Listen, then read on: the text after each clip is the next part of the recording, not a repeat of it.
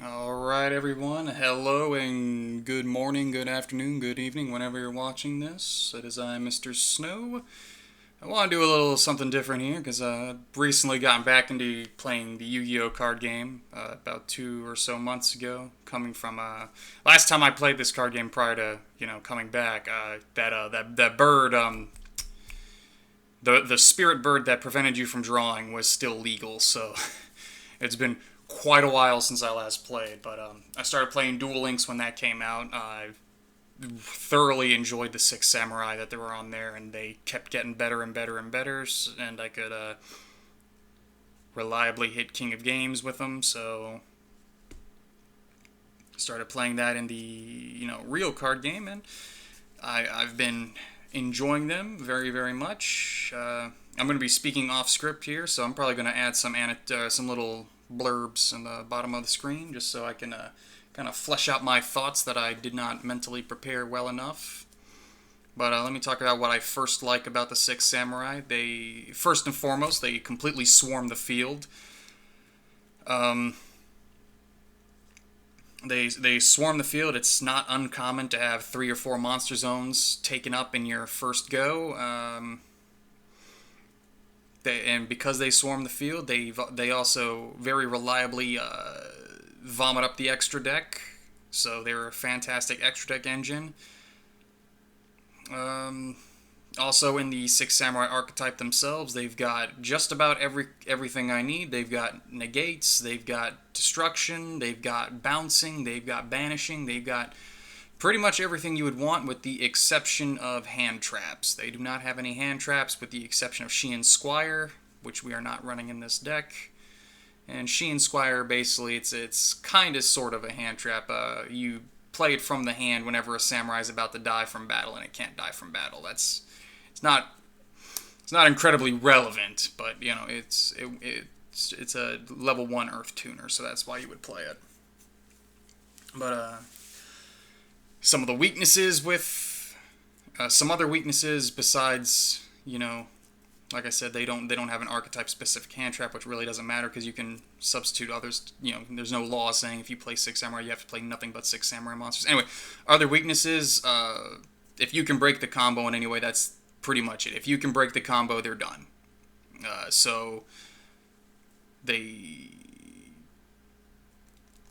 what's the word I'm looking for here? So if they need to have their effect come off, is what I'm getting at. So between a certain extra deck monster that we'll get to and a certain main monster that we'll be seeing, if they cannot get their main effects off and you break the combo, they're pretty much done, and you will likely get O-code or OTK'd, I believe is the terminology in the game. O-code, I think, is more Pokemon, which I also play. Maybe I'll do a video on that. Anyway, let's get into this.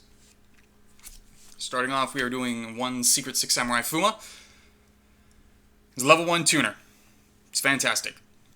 Level 1 and level 2 are, I think, supposed to be the best levels for tuners. I'm not sure if that's absolutely accurate. I just know that's what I know that's what I like as a tuner, is level 1 and level 2. Works out great. As an added bonus, you don't really use this effect a whole lot, but if he gets destroyed by any means, and it's got to be destruction, can't be banishing, or anything like that, he special summons another Six Samurai. So he's got a handy dandy effect, and all the Secret Six Samurai, if they're in the graveyard and exactly one Six Samurai would be destroyed by card effect, you can banish him and give him an extra life. So Secret Six Samurai Fuma does a lot of neat stuff, but primarily 99% of the time we're just using it to go into a Synchro or a Link. Our other tuner is Kagemusha of the Six Samurai.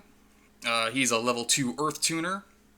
He's got similar attack and destruction redirection as the Secret Six, except he's on the field when he does it. But primarily he's a Earth tuner, and he needs to be an Earth tuner with an Earth monster in order to get another Netria monster on the field that we'll talk about later.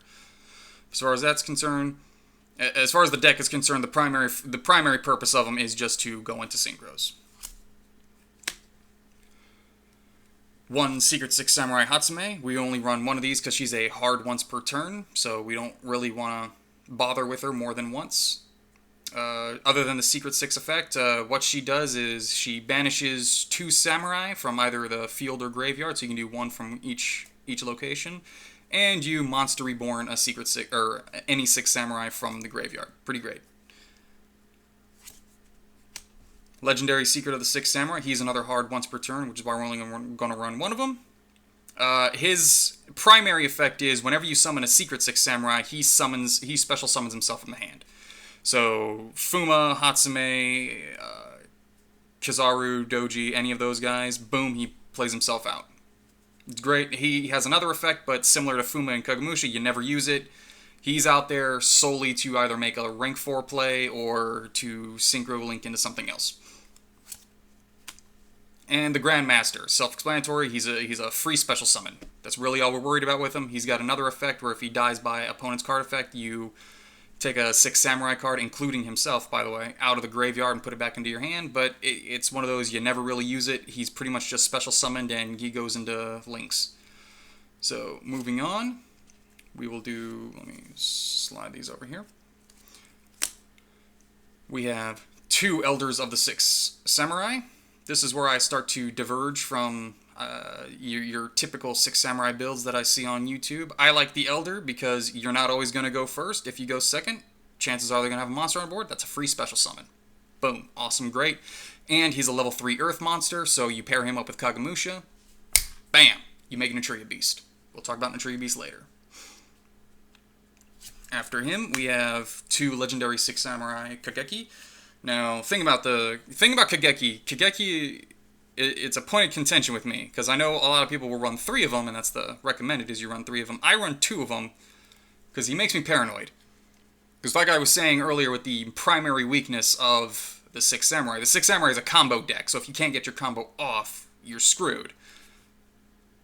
Kageki special summons off of his effect, so if you get Effect Veilered, if you get Impermanence, all sorts of other stuff, boom, your combo's dead in the water. So, I would rather see other stuff than Kageki. Though, if Kageki's able to pull off his play, it is the highest reward of the 6 samurai combos. So, that's one thing to consider. At the same time, though, I would much rather do what's coming up next. I would much rather have a legendary 6 samurai Mizuho and a legendary 6 samurai Shinai in my hand, because they passively special summon each other. So what red does, aside from popping stuff on the field, is if blue is on the field, you can passively special summon red. It's not an activated effect, so they can't stop it. And then vice versa, if red's on the field, you can special summon blue. Now, blue, if it's tributed for any purpose, so Kaiju, Tribute Summon, or Mizuho's effect, because Mizuho tributes a 6 samurai to pop something on the field, when he hits the graveyard, you pull a 6 samurai from your graveyard and add it to your hand. So that's fantastic. I'll explain more about that later with what's coming up, because what's coming up is Secret 6 Samurai Kizaru. This is another one. I only run 2 of these. The reason we only run 2 is through the last couple months, I've noticed I tend to just end up playing one of them and then constantly reusing that one, if that makes any sense, through Monster Reborns, through Hatsumes, through all sorts of stuff. So, I mean, honestly, I might even just drop it down to 1, but for right now, it's staying at 2 just for my synchro plays. But he's pretty cool. Whenever he's special summoned, he searches out another 6 samurai of different attribute than what you have on the board. So he can't search out Kizan or Grandmaster. Perfectly acceptable, though. Granted, most of the monsters in the deck, or most of the 6 samurai monsters in the deck are Earth, so my only targets are Kageki, Fuma, Hatsume, Legendary Secret, and Red and Blue. But that's still plenty of monsters to go to play around with. And as always, he allows rank 4 plays, easy synchro for Shien, and other stuff like that. Anyway, moving on. We have Legendary 6 Samurai Kizan. Kizan's really cool because if you have any 6 samurai besides Kizan on the field, he special summons himself passively, just like the other ones. This is another one where I say I would rather have Kizan in any 6 samurai rather than Kageki, because it operates passively. But like I said, it's Kageki. it's a little bit more risk, but it's a better reward. Anyway, we're only running 2 of these because it's the same as Kizaru. I tend to link them away or do something to throw them in the graveyard, and then I'll recycle them from the graveyard and just keep going. So I dropped them down to 2 about a month ago. It's been working out just fine, and we're going to keep it that way. So these are all of the main deck 6 Samurai cards that we play. I'm going to shovel them on over here. Next, we're going to get to the final 3 monsters of the deck, which are our hand traps. 3 Ash Blossom and Joyous Spring. Now you may be wondering to yourself, Mr. Snow, you've been talking about how combo, or if you can break the combo, you break the board, so why wouldn't you run Called by the Grave? We do have Called by the Grave in the deck. It's in the side deck, by the way. We'll get to that later. But the reason I run Ash Blossom first is because that first round, you don't know if you're going first or if you're going second. So I have found more consistent success main decking Ash Blossom, and if I go second, I can usually stop the opponent's play first turn and then vomit up my Samurai and go for a OTK. Or shoot, even if I go first, I can play some stuff and I may not have as strong a hand. Maybe my combo does get broken, but Ash Blossom can hopefully break the opponent's combo on their first turn. So overall, I prefer Ash Blossom in the main deck for round 1 over Called by the Grave. But as we will see later, I do have Called by the Grave available in the side deck, and I will side it out as accordingly. Like, if I know I'm going to go first, I'll take the Ash Blossoms out and go for Called by the Grave. Those are all of our monsters. We are now going to go into our spells. I play 2 Shien's Dojo. Shien's Dojo, it's primarily a counter generator for use in tandem with Gateway of the Six. But its other effect is... You know what? I'll take that back. Yeah, it's nice that it generates counters, but the main thing I end up using it for is I'll stack counters on it and special summon usually a level 3 or lower. The way Shien's Dojo works is, however, every time a 6 Samurai is summoned, either from you or your opponent, so if you ever do a mirror match, it's pretty funny. Every time a Samurai is summoned, you put a counter on it, and with... you can summon a level less than or equal to 6 Samurai or Shien monster with Shien's Dojo. So, it's pretty great like that. Next up, we have 3 Shien Smoke Signals. It's a searcher. Don't leave home without it. It's fantastic. Level 3 or lower 6 Samurai, you just add it to your hand. Half the monsters in our main deck are level 3, so it's pretty consistent. 6 Samurai United, I'm only running 2 of them. This is the first part of our draw engine. The reason I'm running 2 of them is because they're not the fastest way of generating their draw power. Because you have to play it, and then you have to have Samurai to play. Well, if you have no Samurai to play, it's happened to me multiple times where I've gotten, like, 2 or 3 6 Samurai United in a hand, and I'm just bricked. So I lowered that to 2. It's been more consistent that way. I've had more readily useful cards. So I'm happy with the ratios at 2. That's what I'm going to stick with. It's a draw engine, max 2 cards. Next up, what we got is our second half of our draw engine, based around the Bamboo Sword. So Broken Bamboo Sword doesn't do anything, but it allows you to play other stuff. We will see that soon, because right now we're going to look at Cursed Bamboo Sword. Cursed Bamboo Sword has 2 effects. The primary one that we use is once per turn, when it goes to the graveyard, you search out a Bamboo Sword. So you're going to search out either Broken or what we're going to see right now, Golden.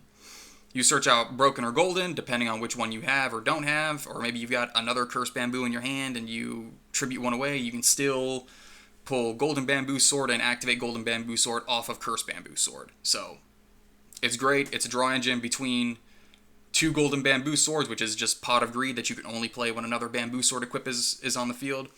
Between 2 Golden Bamboos and 2 6 Samurai United, that's 8 cards right there. So we're pretty pleased with that. I'm going to shuffle these on a little bit over because this is a warrior deck, so we are running Isolde. We are running 2 equips other than what we have right there, Divine Sword, Phoenix Blade, and Living Fossil. Living Fossil is good because it's essentially a monster reborn for level 4 or lower. You're not going to attack with it, you're not going to be using effects, but what you are going to do is res it and link it, synchro it, whatever you're going to do. Divine Sword Phoenix Blade is fantastic because it banishes cards from the graveyard, and you use that in combination with our Xyz monster Leviair the Sea Dragon, and you start special summoning your banished monsters that you banished with Divine Sword Phoenix Blade. So it's a pretty fun combo, helps you generate some advantage on the board, get some monsters out there, good stuff. Next up we have one Rhoda. It's Rhoda. I mean, what do you want me to say? Search out level 4 lower warrior, great consistency. Monster Reborn, fantastic consistency. It's a combo extender, and every now and then you get to res one of your opponent's monsters, and it's pretty funny. Asceticism of the Six Samurai. This is another odd pick. I don't really see this in deck profiles for Six Samurai a whole lot.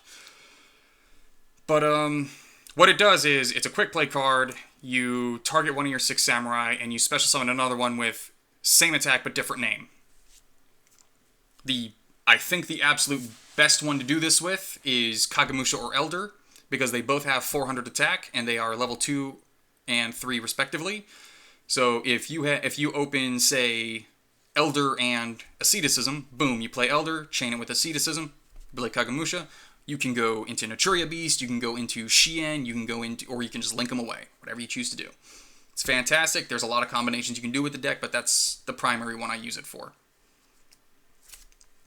Gateway of the Six. This is the absolute best card in the deck. It is limited to 1. It needs to be limited to 1. Trust me on this. If this was 2 or 3, my god, this deck would be absurd and it would be top tier tomorrow.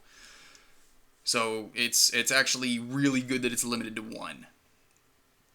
As far as the competitive environment is. I mean, obviously, I would like it if it was up to 3, but I gotta be honest with you. The ability to generate counters and just keep searching your deck and rehashing cards from your graveyard, it's too good. You can generate counters super easy with it. You generate 2 counters per summon. It only takes 4 counters to search your deck or search your graveyard to put it back on your hand. It's too good. It deserves to be at 1. It would be absolutely crazy otherwise. Now, I will say this about Gateway. It's really nice to have, but you should be able to play without it, if that makes any sense. Like, if you get Gateway of the Six, all your Christmas presents have come at once. But if you don't, you should still be fine. You should still be able to play just fine without it. Or if you get it on the field and it gets blown up, again, you should still be in a position where you can play without it. So, if they're unable to get rid of it, or they choose not to, my god, you've set up the OTK turn -5, if that, you know what I mean? Like, it's too good. So those are all the spells we play. Set those over here. The 2 traps we play are 2 evenly matched. Evenly matched is my oh shit button. If I'm in a bit of a pickle, I have evenly matched. I either don't have any cards on the field or I can get rid of them. Yeah, evenly matched. Pop it on the field at the end of the battle phase. Your opponent wipes their board except for 1 card. It's fantastic. It's a game changer. I love it. Want more of it? Actually, no. Two's good. You don't want to see too many of them because you don't need all the power immediately. You just need 1 evenly matched, and that'll usually turn the tide of the game for you. So in the meantime, we are going to go into our extra deck. We, of course, play Isolde. Searches and special summons. I don't know what you want me to say here. If it's a warrior deck, you run Isolde. It's simple as that. Super great for consistency. The only weird thing is we're not running too many equip cards, so the primary cards we're summoning is going to be level 3 or lower. It's usually Fuma or Kagemusha is what I end up summoning, is between the 2 of them. And I've 9 times out of 10 got a 4 or 3 monster on the board, and I can just go into synchros or go into some other stuff. So Isolde, I'm getting away just fine with running the number of equips that I'm running, because I'm not going for big monsters, I'm going for small monsters. Next up we have the Nightmare cards. Again, this is just they're just good. They're good cards. They're handy to have around. Back row removal, front row removal, bouncing. So it's they're just general good stuff to have and small links. Saryuja Skulldread. This is the last part of our draw engine. So he draws 4, and he's pretty easy to set up with the 6 Samurai because they flood the field. So it's pretty easy to get 4 different monsters with different names. So Saryuja, so he draws 4, puts 3 back. Attack boost, and most importantly, I would argue, is the free special summon to continue your plays. I would say that's the best effect he has, but it's arguable. So between the Goldens, the United, and Saryuja, you draw 12 cards altogether, and then you search out everything as well. So it's very consistent. I never find myself needing more than one, so I don't run more than one, plus they're expensive, so, I'm not about to buy another one. Our final Link monster is Mekk-Knight Crusadia Avermax. I am a huge fan of this guy. I love him. He's an easy rank 4 to make. You just, 2 of your Link 2 monsters, boom, you make a Mekk-Knight Crusadia Avermax. So if he fights a special summon monster, which generally speaking, a lot of your stuff, because it's Yu-Gi-Oh, so a lot of things are going to be special summoned, unless you're fighting like True Dracos or something, or anti-meta. So if he fights a special summon monster, he gains their attack. And swings. He will always swing over for 3,000 is the deal. It's fantastic that way. Borreload gets around him if Borreload attacks into him, but Mekk-Knight beats Borreload, the other way around. Borrel Sword can't swing over him unless you do something fancy. Honest plays, because Honest only boosts you by 25, so you're going to swing over for 5. He's fantastic. I love him. You can't target him with card effects either, so you can't mind control him, you can't spot removal him, you can't do any of that crazy stuff. Orcust gets around him, though. Orcust does not care whatsoever about Mekk-Knight. That's the one downside about him. The way it's been working out for me is, you could consider this my boss monster, I suppose. He's without doubt my best guy. How would I put it? He's a card of extremes. Your deck is either perfectly capable of ignoring him and just kind of brushing him aside like an afterthought, or your deck can't handle him. It's one of the two. It's never anything in between. I like him, and if somehow your opponent does get rid of him and send him to the graveyard, boom, he bounces something back to the deck. So it's a little bit of revenge there. I love him. He's, I guess he would be the boss monster of the deck, and we will slide all this over here. And we will start going into our synchros. Naturia Beast, Naturia Barkion. Spells, traps, they're not once per turn. Completely negate them. He's throwing cards to the graveyard. He's banishing from the graveyard.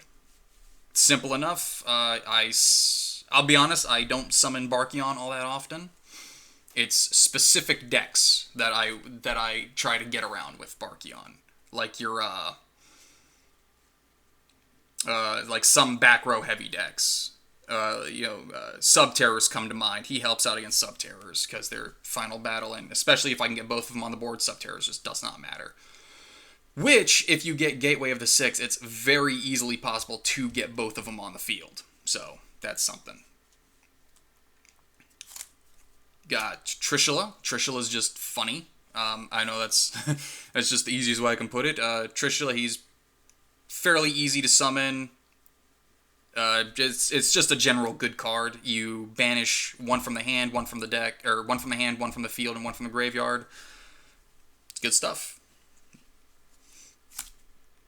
And then, of course, you're not running 6 Samurai without the king himself, legendary 6 Samurai Shi-En. 1 turn negate, he's got protection, damage redirection, all that good stuff. He's a fantastic card. The only problem is, he's once per turn. So, he's not hard once per turn. So if you have another Shi-En out there, which I'm not playing another Shi-En, I only played this one, because I prefer to... If I can make one Shi-En, I can usually... If I can make 2 Shi-Ens, I can usually just say, alright, well, I'm going to make a Shi-En and a Naturia Beast. You know what I mean? So I'll use Shi-En to block a trap, and then all my spells will be blocked with Beast. But, yep. Those are the synchros that we play. We have Levier the Sea Dragon. This works fantastic with the Phoenix Blade or the Barkion. Mostly the Phoenix Blade, like Barkion, because traps are not that relevant in the current meta, except for a couple decks, and even then, you'll need to negate one of them per turn, so Sheehan tends to be the better option. But what Levier does is 2 level 3s, he's a rank 3, you pitch a material and you special summon a banished monster, so you can special summon. This is where I was talking about where I just tend to reuse Kizaru, because I'll have Kizaru in the graveyard, I'll banish him with either Hatsume or Phoenix Blade, and then I'll use Levier to special summon him, get his search off of it, and just keep going. So Levier is one of the core cards, I would say, in the deck. Evil Swarm Exciton Knight, he's another oh shit button. Easy enough, he blows up the field if things get too real. Then Shadow of the Six Samurai Sheehan, straight up, he's only in there because he's a Six Samurai.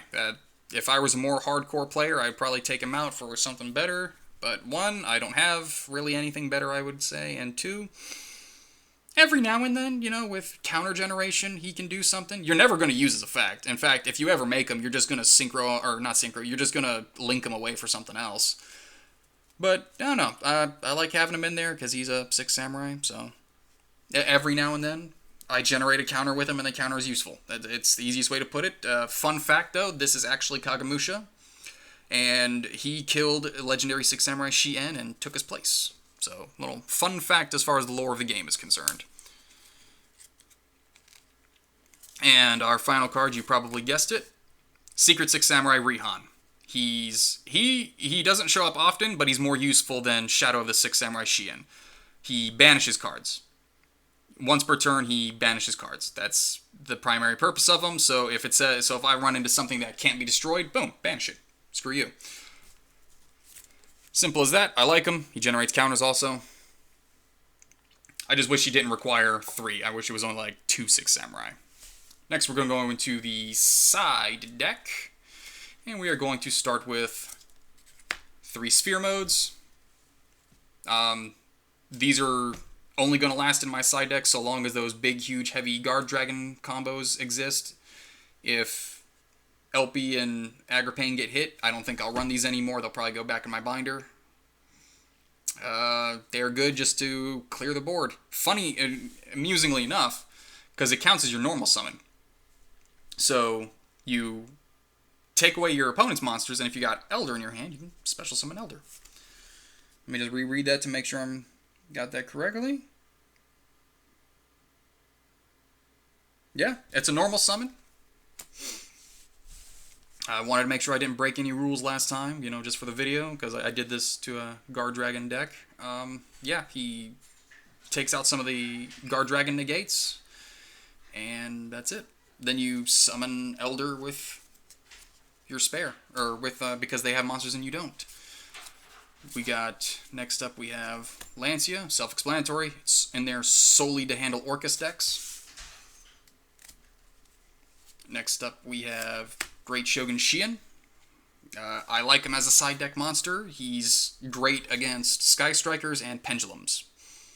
Because Sky Strikers, they want to keep using their spell cards, so you say, nope, you only get one of them, especially if you can get Legendary Six Samurai Sheehan on the field as well. You get to choose which one they get to use, in a sense. Though, honestly, if I can summon Sheehan, I can probably do Naturia Beast, and I'd rather just have that out. But for, like, Pendulums, though, they don't get to do their full Pendulum combo, obviously, because they only get to summon one scale. Next up, we do 2 Twin Twisters. It was just, I don't know, kind of, I guess, mentally satisfying because everything else is a 3 of, Shogun's a 1 of, and Twin Twisters, so I thought that was funny. But yeah, it's just Mystic Mine, some back row heavy decks, it helps out with that. Called by the Grave, 3 Called by the Graves. This is where I was talking about earlier with the Ash Blossoms. I prefer Ash Blossoms in the main deck because you never know if you're on first or second that first round. Second round, though, if I know I'm going first because I lost the first one, boom, I'll happily throw in Called by the Grave. Just to protect my guys. So, it all depends on how we're doing in the match. But I side deck Called and main deck Ash. Our last three are Floodgates, Rivalry of Warlords. It's a continuous trap. Each player can only have one of a particular type of monster, or one type of monster. So obviously, I run primarily warriors. It does take Mech Knight away from me. It does take Saryuju away from me. But the decks that I'm playing Rivalry of Warlords against, it doesn't matter. You're running Rivalry of Warlords if they're doing like a very highly varied type of monster. So I know this is not meta, but the most recent time I used this was against a wind-up deck because they were running Beast Warriors, Machines, Spellcasters, all sorts of stuff. Played Rivalry of Warlords, stopped him right there.